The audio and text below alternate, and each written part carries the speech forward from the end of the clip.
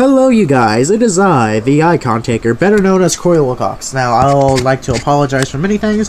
One, the background noises, my cat is on her time of the month, so she's really horny right now. But anyways, I'm going to be reading the WWE NXT TakeOver Toronto TakeOver San Antonio results. Not Toronto, I'm sorry, I'm really tired, but, matchup number 2 of the night. I don't know why it's showing this, but it was Roderick Strong versus Emile. I don't know. I don't pay attention to these NXT guys, but like, give me like a few weeks of watching some NXT, and I'll be able to like name these guys off left and right. Roderick Strong picking up the victory. A very strong victory. I liked it. Next, we got Ty Dillinger versus Eric Young. Winner, Eric Young. I knew Eric Young was going to win, just mostly because I've watched him since his first years in TNA, and it's just really good seeing Roderick Strong, Eric Young, and both Roderick Strong, yes, picking up victory. Next matchup of the night, we had DYI versus... I'm sorry if I pronounce these names wrong,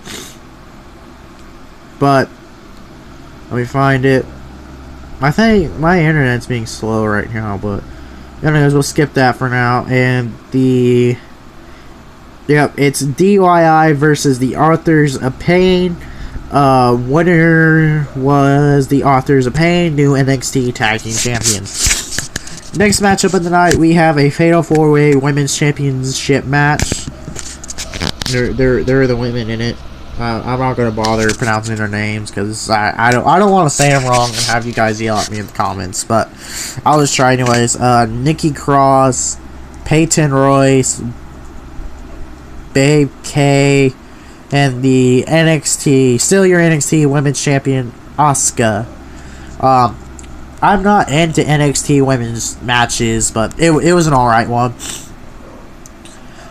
And then, matchup of the night, in my opinion, was Shinsuke Nakamura versus Bobby Roode for the NXT World Championship. I was happy to see Bobby Roode win the championship. The championship belt's gonna look glorious on him.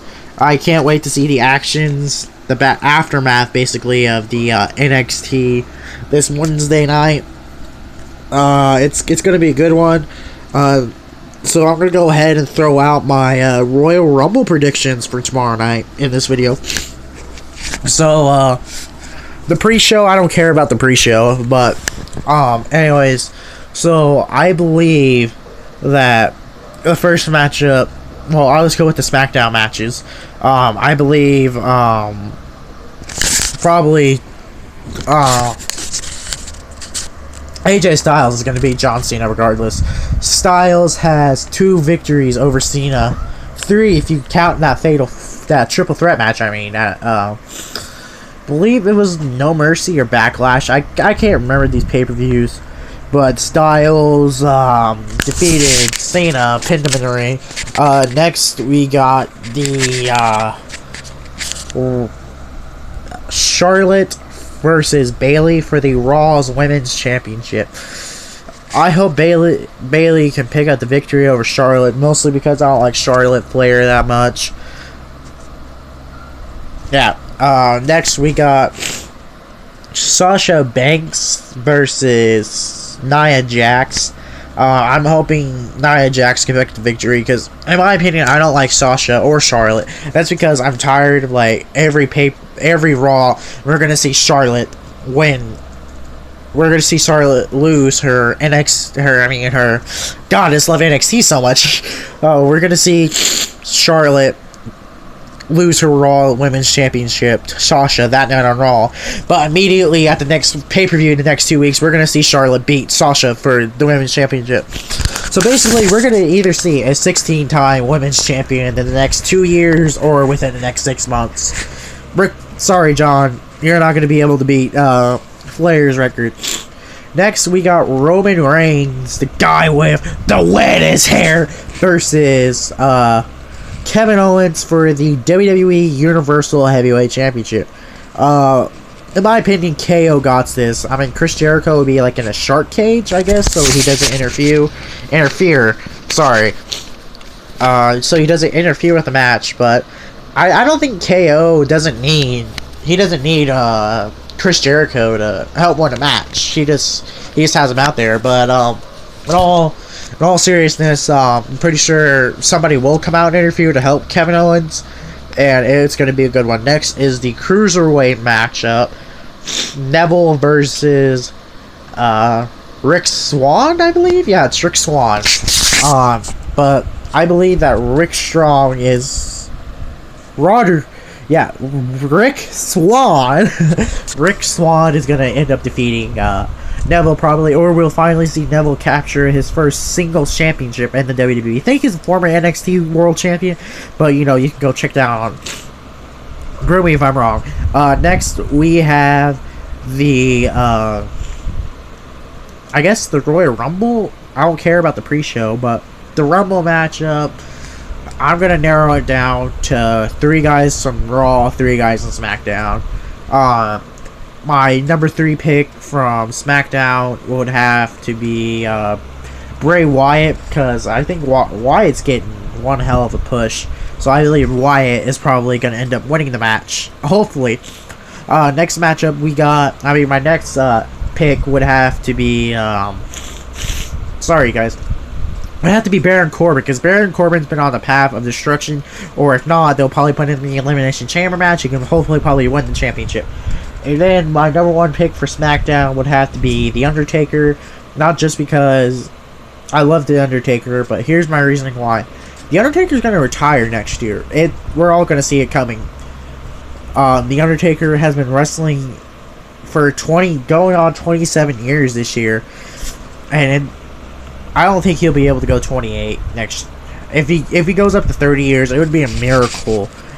But I think after the surgeries he's had, the matches he's had with Brock Lesnar, I don't think we're going to end up seeing 30 years. It's sad to say. I'm a big Undertaker fan. I got his sign tattooed on this arm. But I don't see 30 years coming out of the dead man. So maybe one WrestleMania before his last, he could win a world championship in a Royal Rumble. For Monday Night Raw, my number 3 pick would have to be Sami Zayn, just because I want to see that Sami Zayn push. I always had confidence in Sami Zayn. Just develop Vince McMahon or the powers of V don't see any potential on me. Next up, my number 2 pick would have to be Brock Lesnar, because let's just face it, no matter how much we hate it, we're going to see Brock Lesnar versus Goldberg matchup number 3 at WrestleMania no matter what. For Universal Championship, maybe, we don't know yet. But and my number 1 pick would have to be Goldberg, so in case, you know, Goldberg does win the Rumble, then we'll see Brock Lesnar anyway. So regardless, we're going to see a shitty sequel or prequel of that match. And then, yeah, my debut / returns, Hideo Itami from NXT. He's been in NXT for a few years now. I think it's probably going to be his time. Samoa Joe, I think he's going to be called up, but even if he isn't called up, he's probably going to make an appearance. And then probably we're going to see like some cruiserweight guys in there. And then for returns, Kurt Angle is number 1 on my list, even though he says he's not. I'm pretty sure he's still going to do it. You know, he's just saying something that he's not going to do, you know, just like a little secret, and then we're going to hear and, you know, it's good old Kurt Angle music. Then number 1, it's been rumored for it's been surfing the internet for a while now. It's Rey Mysterio, and I believe Rey Mysterio, it's his time. His contract with Lucha Underground expired last month.